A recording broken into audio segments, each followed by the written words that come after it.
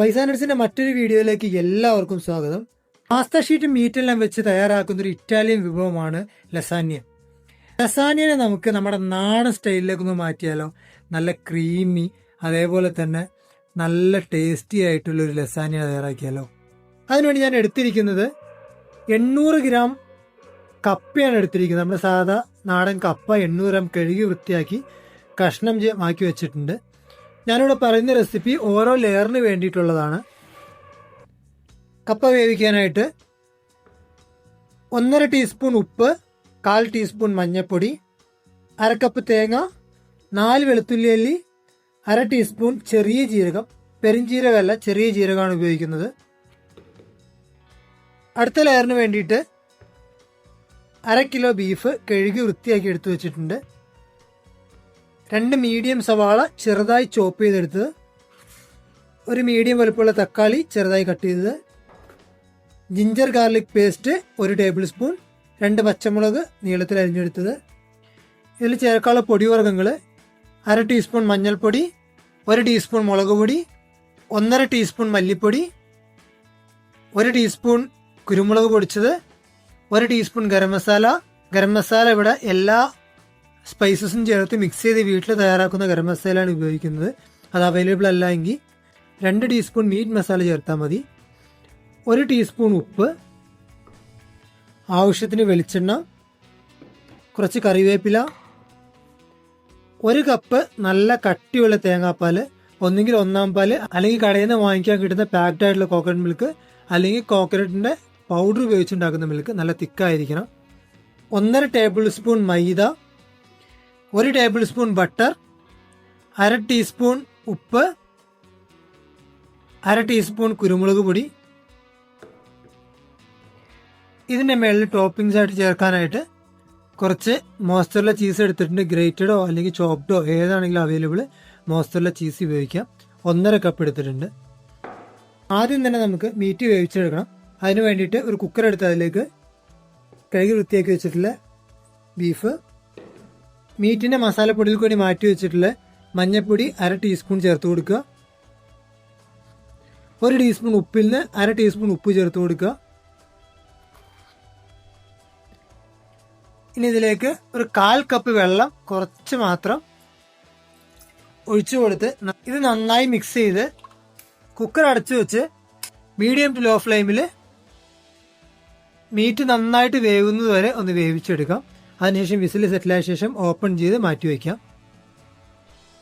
കപ്പ വേവിക്കാനായിട്ട് ഒരു ചട്ടി എടുത്ത് അതിലേക്ക് നന്നാക്കി വെച്ചിട്ടുള്ള കപ്പ ചേർത്ത് കൊടുക്കാം. അതിൻ്റെ കൂട്ടത്തിൽ കപ്പയിലേക്ക് മാറ്റി വെച്ചിട്ടുള്ള ഉപ്പും മഞ്ഞൾപ്പൊടിയും ചേർത്ത് കൊടുക്കുക. ഇതിലേക്ക് കപ്പ മൂടി കിടക്കുന്ന അളവിൽ വെള്ളമൊഴിച്ച് അടുപ്പത്ത് വെച്ച് കപ്പ നല്ല സോഫ്റ്റ് ആവുന്നവരെ വേവിച്ചെടുക്കണം. അതിനുശേഷം ഇത് ഊറ്റി മാറ്റി വയ്ക്കാം. അത് രണ്ടും വെന്തു വരുന്ന സമയം കൊണ്ട് ഒരു മിക്സിയുടെ പൊടിക്കുന്ന ജാർ എടുക്കുക. തേങ്ങയുടെ അളവ് കുറവായതുകൊണ്ട് പരമാവധി ചെറിയ ജാർ എടുക്കുന്നതാണ് നന്നാവുക. അതിലേക്ക് എടുത്തു വെച്ചിട്ടുള്ള തേങ്ങ, വെളുത്തുള്ളി, ചെറിയ ജീരകം ചേർത്ത് കൊടുക്കാം.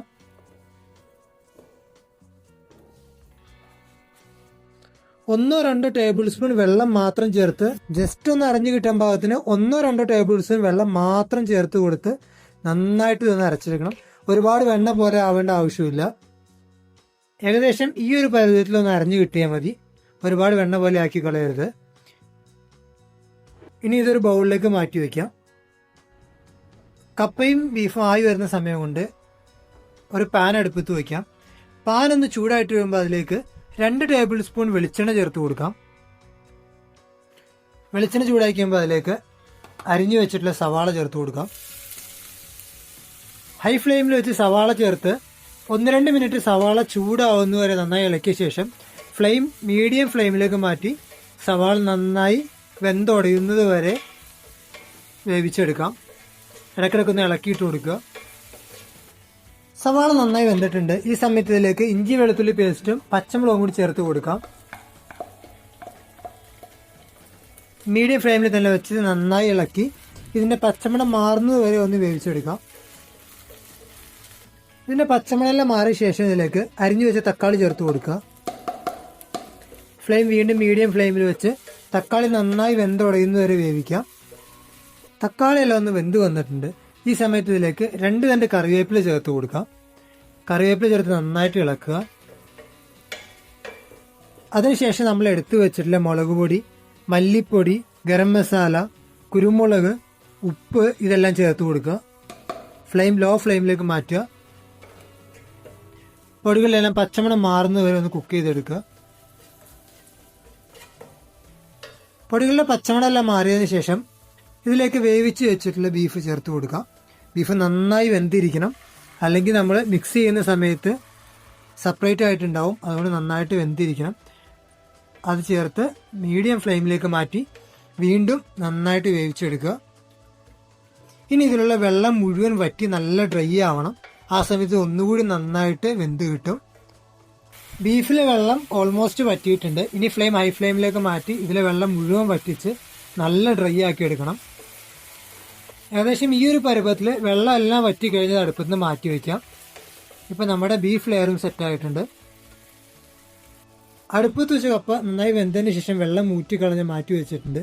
അത് നമുക്കൊരു വലിയ പാത്രത്തിലേക്ക് നന്നായി ഉടച്ചെടുക്കണം. അതിനുവേണ്ടി ഞാനിവിടെ ഒരു ചട്ടി എടുത്തിട്ടുണ്ട്. ഫ്ലെയിം ഒന്നും ഓൺ ആക്കേണ്ട ആവശ്യമില്ല. ഫ്ലെയിമെല്ലാം ഓഫാക്കി വെച്ച് കപ്പ അതിലേക്ക് ചേർത്ത് കൊടുക്കുക. ഇനി ഇതിന് ചൂട് മാറുന്നതിന് മുന്നേ നന്നായിട്ട് ഉടച്ചെടുക്കുക. കപ്പ നന്നായി ഉടച്ച ശേഷം അതിലേക്ക് നമ്മൾ അരച്ച് വെച്ചിട്ടുള്ള തേങ്ങ ചേർത്ത് കൊടുക്കാം. ഫ്ലെയിം ഒന്നും ഓൺ ആക്കേണ്ട ആവശ്യമില്ല. കൂടുതൽ കുറച്ച് കറിവേപ്പില കൂടി ചേർത്ത് കൊടുക്കാം. 2 ടേബിൾ സ്പൂൺ വെളിച്ചെണ്ണ കൂടെ നന്നായിട്ട് ഇളക്കി യോജിപ്പിക്കുക.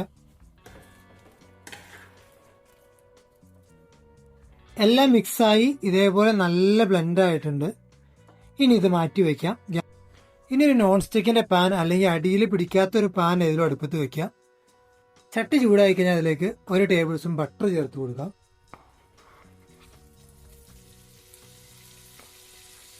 ബട്ടർ ഒന്ന് ഉരുകി കഴിഞ്ഞാൽ അതിലേക്ക് നമ്മൾ നേരത്തെ എടുത്തു വെച്ചുള്ള മൈദ ചേർത്ത് കൊടുക്കാം. മൈദ ചേർത്ത് നന്നായി ഇളക്കി കൊടുക്കുക. ഫ്ലെയിം ലോ ഫ്ലെയിമിലേക്ക് മാറ്റണം, അല്ലെങ്കിൽ മൈദ കത്തിപ്പോവും. ഏകദേശം 1 മിനിറ്റോളം അടുപ്പത്ത് വെച്ച് മൈദ ഇങ്ങനെ മിക്സ് ചെയ്തെടുക്കുക. 1 മിനിറ്റിന് ശേഷം ഫ്ലെയിം മീഡിയം ടു ലോ ഫ്ലെയിമിലേക്ക് മാറ്റി വെച്ച് കോക്കനട്ട് മിൽക്ക് ചേർത്ത് കൊടുക്കാം. കുറേശ്ശായി ചേർത്ത് കൊടുക്കണം, അല്ലെങ്കിൽ മൈദ കട്ട പിടിച്ചു പോവും.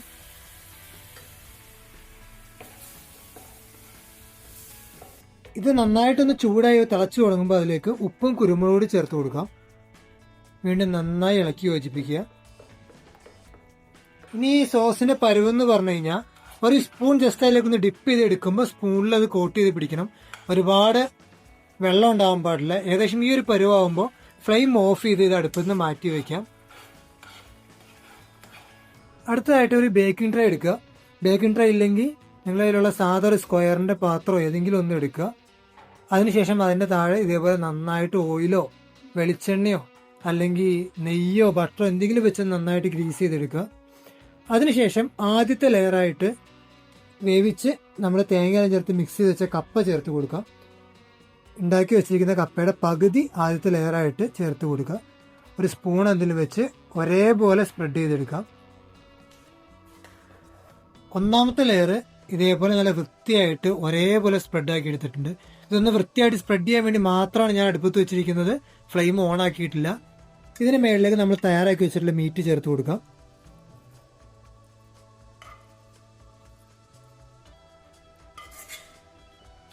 മീറ്റ് ഇതേപോലെ നന്നായിട്ട് ഒരേപോലെ സ്പ്രെഡ് ചെയ്ത് കൊടുക്കുക. എല്ലാ ഭാഗത്തും ഒരേപോലെ എത്താൻ ഭാഗത്തിന്. അല്ലെങ്കിൽ നമ്മൾ കട്ട് ചെയ്യുന്ന ഭാഗത്ത് മീറ്റ് ഉണ്ടാവില്ല. അതുകൊണ്ട് മീറ്റ് ഇതേപോലെ നന്നായിട്ട് ഒരേപോലെ സ്പ്രെഡ് ചെയ്ത് വെക്കുക. ഇനി ഇതിൻ്റെ മുകളിലേക്ക് ബാക്കിയുള്ള കപ്പ കൂടി ചേർത്ത് കൊടുക്കാം. ഇനി അടുത്തതായിട്ട് ഇതിൻ്റെ മുകളിലേക്ക് നമ്മൾ തയ്യാറാക്കി വെച്ചിട്ടുള്ള കോക്കനട്ട് സോസ് ചേർത്ത് കൊടുക്കാം. ഒരേപോലെ തന്നെ അത് നന്നായിട്ട് സ്പ്രെഡ് ചെയ്ത് കൊടുക്കുക. ഇനി ഇതിൻ്റെ മുകളിലേക്ക് മൊസറല്ല ചീസ് ചേർത്ത് കൊടുക്കാം.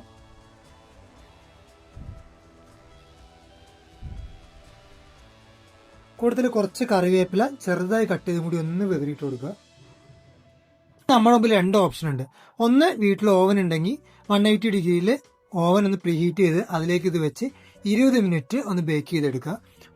ഓവൻ ഇല്ല എങ്കിൽ നമ്മൾ വീട്ടിൽ കേക്കെല്ലാം ബേക്ക് ചെയ്യുന്ന പോലെ വലിയൊരു പാത്രം എടുത്ത് അതിൻ്റെ അടിയിൽ എന്തെങ്കിലും ഒരു സ്റ്റീലിൻ്റെ ഒരു പാത്രം കമിഴ്ത്തി വെക്കുകയോ എന്തെങ്കിലും ചെയ്തിട്ട് അതിൻ്റെ മേളിലേക്ക് ഇത് ഇറക്കി വെച്ച് അടച്ച് വെച്ച് 20 മിനിറ്റ് ബേക്ക് ചെയ്യുമ്പോഴേക്കും ഇത് നന്നായി മെൽറ്റായിട്ട് വരും. അപ്പോൾ എന്തായാലും ഇത് ബേക്ക് ചെയ്തിട്ട് ഞാൻ കാണിച്ചു തരാം. 20 മിനിറ്റ് ബേക്ക് ചെയ്ത് അതിനുശേഷം 10 മിനിറ്റ് റെസ്റ്റ് ചെയ്ത ശേഷം നാടൻ ലസാന റെഡി ആയിട്ടുണ്ട്. സൈഡിൽ അത്യാവശ്യം നല്ല ക്രിസ്പി ആയിട്ടുണ്ട്. നല്ല പ്രോപ്പറായിട്ട് ബേക്കറിൽ വെച്ച് ബേക്ക് ചെയ്ത് കഴിഞ്ഞാൽ കുറച്ചുകൂടി നല്ല ക്രിസ്പി ആയിട്ട് കിട്ടും. രണ്ട് സൈഡിൽ നിന്ന് മേളിൽ നിന്നൊക്കെ ഹീറ്റ് ആവുന്നുണ്ട്. അങ്ങനെയല്ലാതെ നമ്മൾ പാത്രത്തിൽ വെച്ച് കുക്ക് ചെയ്തുകൊണ്ടാണ് സൈഡ് മാത്രം ഇങ്ങനെ ആയത്. ഇനി എന്തായാലും ഇതിനൊരു സ്കൂപ്പ് നമുക്ക് എടുത്ത് നോക്കാം, എങ്ങനെയുണ്ടെന്ന് നോക്കാം.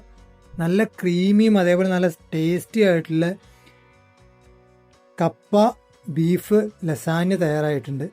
മേളിൽ നല്ല ഈ സൈഡിലെല്ലാം നോക്കിയാൽ നന്നായിട്ട് മോസറല്ല ചീസെല്ലാം നന്നായിട്ട് ബ്ലെൻഡ് ആയിട്ടുണ്ട്. അതേപോലെ ഉള്ളിൽ നല്ല സോഫ്റ്റും ആയിട്ടുള്ള ലസാന്യ തയ്യാറായിട്ടുണ്ട്. ഇതെന്തായാലും നിങ്ങളൊന്ന് ട്രൈ ചെയ്ത് നോക്കുക. അതേപോലെ തന്നെ വീഡിയോ നിങ്ങളുടെ സുഹൃത്തുക്കൾക്കും കുടുംബക്കാർക്കും എല്ലാം അയച്ചു കൊടുക്കുക. ഇതൊന്ന് ട്രൈ ചെയ്ത് നോക്കിയിട്ട് ഇഷ്ടമായെങ്കിൽ കമൻറ്റ് ചെയ്യുക. മറ്റൊരു വീഡിയോയും മറ്റൊരു വിഭവമായിട്ട് അടുത്ത ആഴ്ച വരുന്നതിലേക്കും എല്ലാവർക്കും ബൈ.